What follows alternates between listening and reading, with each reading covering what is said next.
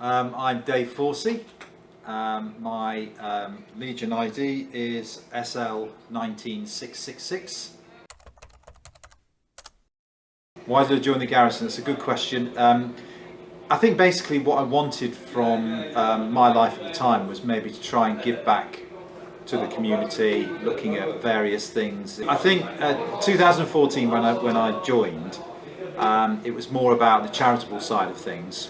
I've always loved Star Wars, and I came across some YouTube videos of the Garrison, and I just fell in love with the concept, the idea of kind of being a character and raising money for charity, helping other people. It was just the ideal thing for me, so that was the real grab at the time.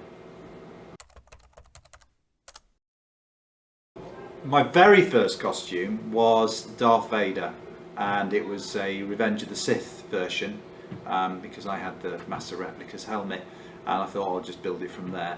But I actually didn't troop in that, and this is probably an important point, because the reason I didn't troop in that is because I didn't feel I was able to. I didn't have that confidence, and it wasn't really until I started sort of meeting people from the Garrison and them helping me, sort of convincing me maybe to get trooping out in costume.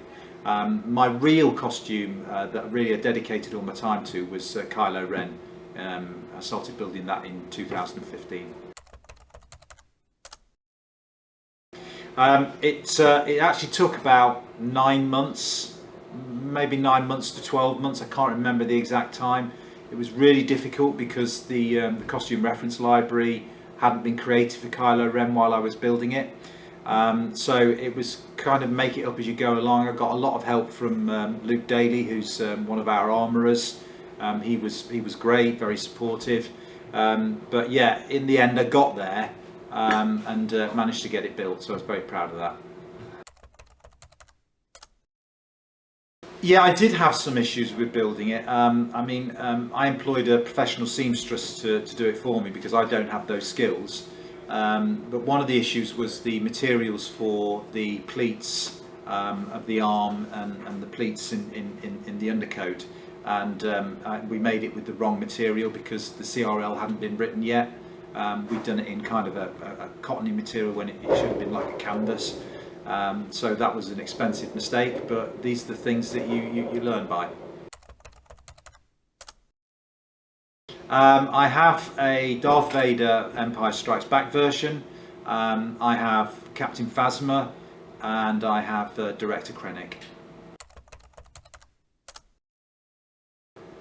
My best trooping moment, I think from a charitable point of view, was appearing in a Make-A-Wish video for a young child that his parents could look back on. I was Kylo Ren and I had to have a fight at the hospice with this young Jedi, and that kind of was very grounding for me because that really brought it back to me, the reason why I joined in the first place.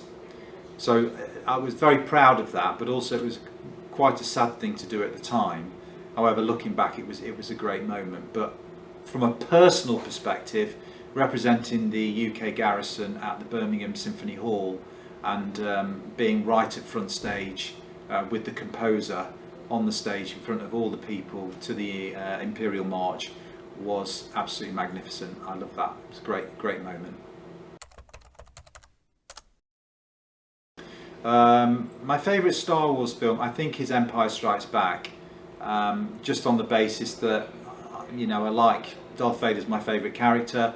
I like the way he is in that film, and it's just the right mix of a little bit of humour, a little bit of romance, and then the kind of very gritty war that you would see across space in that genre of film. So yeah, I think that's my favourite.